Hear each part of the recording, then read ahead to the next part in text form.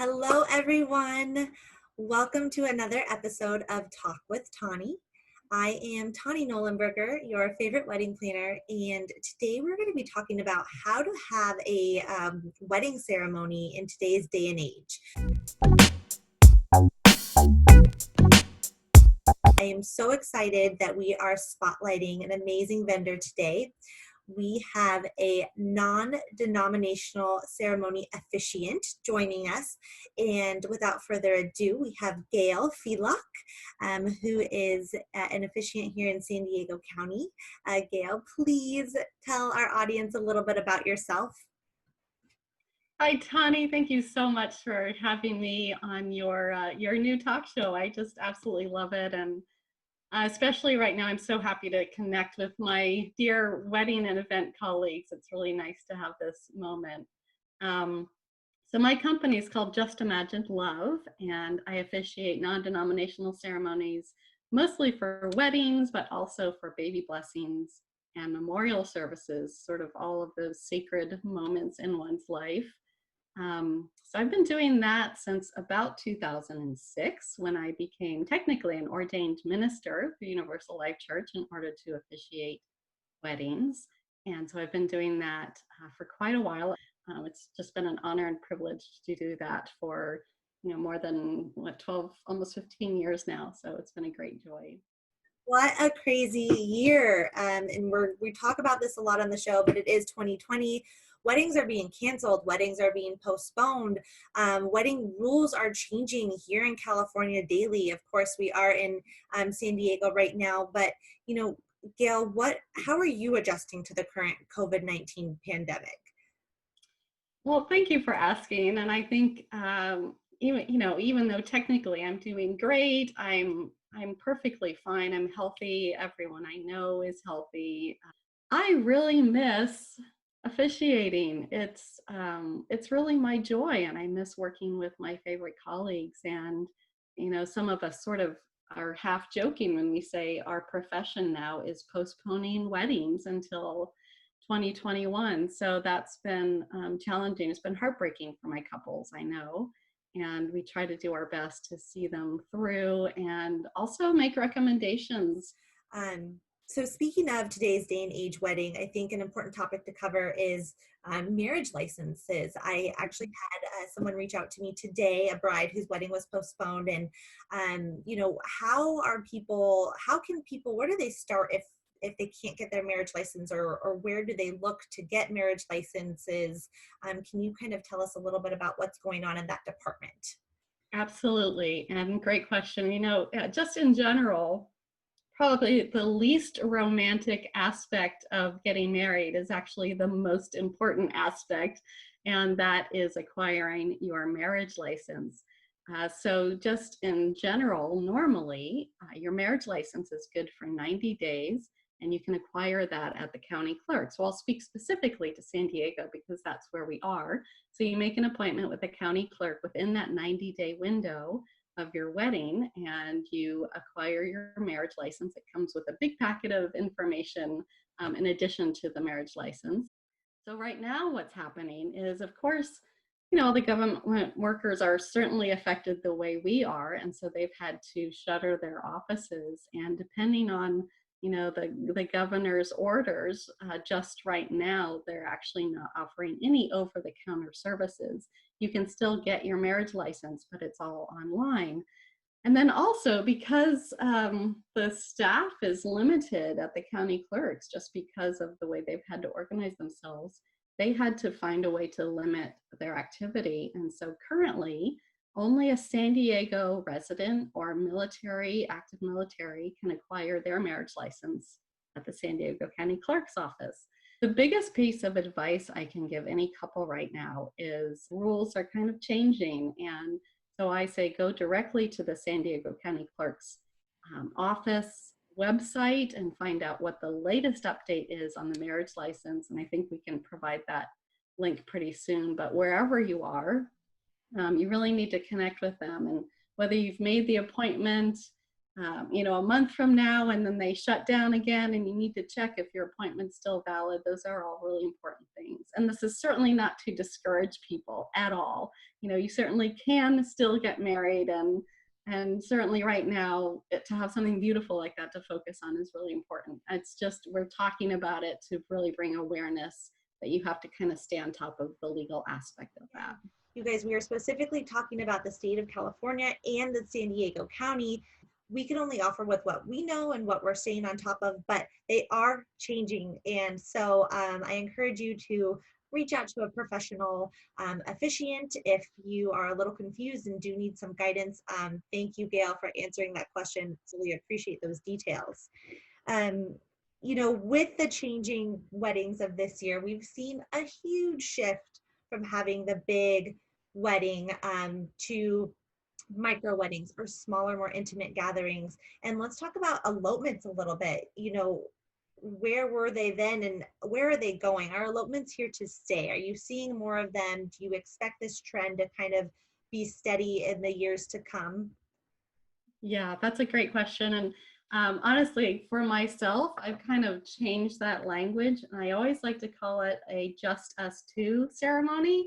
I feel like elopement means you're escaping the rest of your family or something, which might be true for some people. But as far as right now, like I briefly touched on, even if couples are postponing their big wedding until the next year or even the following year, and they still want to actually get married now. So that's certainly a beautiful option. We have, a socially distant experience. The photographer serves as their witness on the marriage license. So that works out as well too. I know there's a lot of disappointment in postponing your big day. So perhaps that can alleviate it a little bit if you know that you're still marrying the one you love. Yeah. I mean, I agree with all of those points. Some people are still kind of having that smaller elopement ceremony on the day that they were getting married and postponing the big kind of party or reception later on. And I think it's really sweet almost, and it brings back the part of the wedding that I feel that was maybe almost getting lost for a little bit. Yeah. Focus on the details and the bigger picture with logistics and having that great dinner party, and that the ceremony may have been overlooked. And I feel like it's kind of bringing back the importance of really what a wedding is. And it's that, bond and sharing that love between two people and kind of taking their lives to the next step together. Absolutely. I completely agree. Speaking of socially and physically distancing, let's talk about virtual weddings. At first this year, they weren't legal. That has shifted. Can you tell us a little bit about what's going on in the virtual world of wedding ceremonies? Yeah, another big sort of complicated question, but I'm so glad you asked it.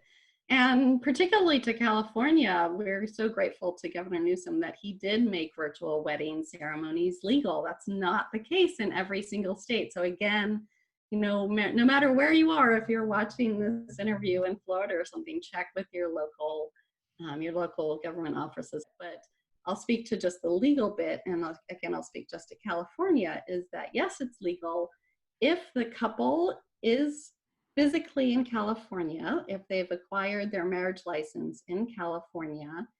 Those are the two criteria. So they can have an officiant who lives in Texas, but the couple is in California and have a virtual ceremony that way.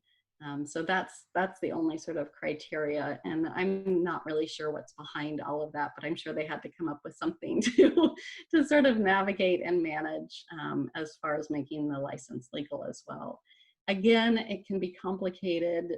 You really want to connect and consistently, specifically with your county clerk. Again, it's not to discourage you, just to make sure you find out all the options available to you. But again, for a virtual wedding, like I put together a whole guide of just how to stand and be, and then especially if you're having a lot of guests on your Zoom call, you want to have someone to facilitate that. So even separate from your officiant, have someone who is a little bit Zoom savvy to sort of play MC, and then if you do have someone doing a reading or saying something else over here, they can easily manage it, things like that. And again, there's little tips on maybe lighting or how to stand, things like that. Also, having a virtual rehearsal even before you have your virtual ceremony is a great idea too, just to work out the kinks. So, yeah.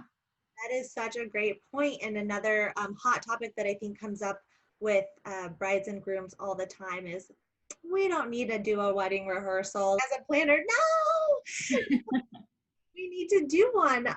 So can Yeah. you give us, a few tips of why it's so important to have a wedding rehearsal, whether it's a Zoom call or, once weddings open up again, it's important just to have that organization. And I'd love to kind of hear your thoughts about that. No, I appreciate that. And you are amazing as a coordinator, and especially coordinating wedding rehearsals. And just so you know, I love to attend rehearsal. And I even offer couples a discount off my services if they've hired a professional wedding planner, because then I know that you'll coordinate the whole rehearsal, and it makes my job and my life a lot easier. The reason I personally love having a rehearsal and then attending a rehearsal is, on one hand, a lot of times I've booked with a couple a year ago, so I haven't really seen them in person since then. And it's, again, we're talking, pre-2020 shutdown, but it's just a lovely experience to be face to face and have that connection again in a much more informal way. And I always tell couples, because at the rehearsal, you're coordinating where everyone's standing, and I take just a couple of minutes with the couple just to go over some highlights of, this is how you're going to put your ring on, and then this is how you're going to sort of logistically maneuver to share your vows, things like that.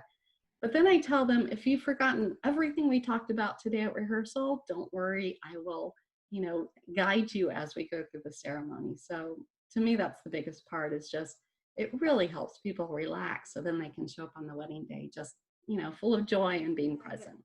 Have a wedding rehearsal, you guys. And then Jill, to your point, Tani, even if you're doing a social distance, I think I've mentioned that then I hold a virtual rehearsal, so that those details, those logistics can be ironed out even virtually. So both things are possible. Yeah. I love that. Kind of on the topic of getting into ceremonies a little bit, I do have a lot of people, when I asked clients what kind of ceremony do they want, whether it's a religious ceremony or secular ceremony, sometimes they don't know that they have different options of the type of ceremony they could have. Can you give us, a few ceremony options in a direction for people to go in that aren't so sure? Absolutely. Because I am a non-denominational minister and officiant, I would say 99% of the couples who come to me don't specifically belong to a particular faith or a particular church. A lot of times they have grown up in a particular faith or attended a church, and they might not align with that anymore, but there are still aspects of their faith that they really connect with, so they don't want to completely disregard it. Additionally, I marry a lot of interfaith couples who are very much, at least culturally, connected with their faith and religion.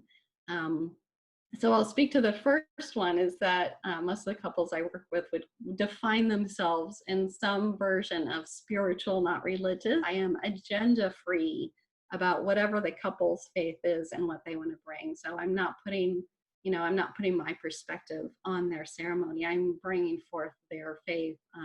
Or even if they're completely secular, that's fine too. So for the couples who are interfaith, for instance, there are some rituals in the Jewish faith that I think are just so beautiful and so sacred. And, even having huppah or breaking the glass, and then we can modify it in a way that might be more modern for them or make a connection for them. So there's lots of ways that you do not have to simply disregard your faith or the religion you grew up in, but just kind of make it your own. The ceremony is all about, the couple and their story and what they want to bring to it. And so a lot of times also they'll incorporate some aspect of their faith to honor their parents who are very much still involved in their faith or their church. So all of those things are possible. And the most important thing is to have a really deep conversation about it, so that, at least as an officiant, I'm very sensitive to what the couple is experience, or family members are expecting, things like that. So it's a really good conversation to have. I think the huge takeaway here is you could make your ceremony just as personalized as the rest of your wedding. If because it's such an important a time for you that you're sharing between your family and friends. And again, it doesn't have to be, you have to do it this way, A, B, C, and D. You could really incorporate as much as you want of your personal life between families, memory. It's such an important thing to know because I think people just feel like they don't have options. I appreciate having you on the show today. Of course, I will go ahead and link everybody to your website and how to find you. If you guys have any more questions about wedding officiating these days, or if you need one, please reach out to Gail. If you learned something new today or just enjoyed our show, do us a favor and like this video, or please share. Our businesses are based on referrals, so we'd love to connect with someone new. As always, stay creative and be legendary.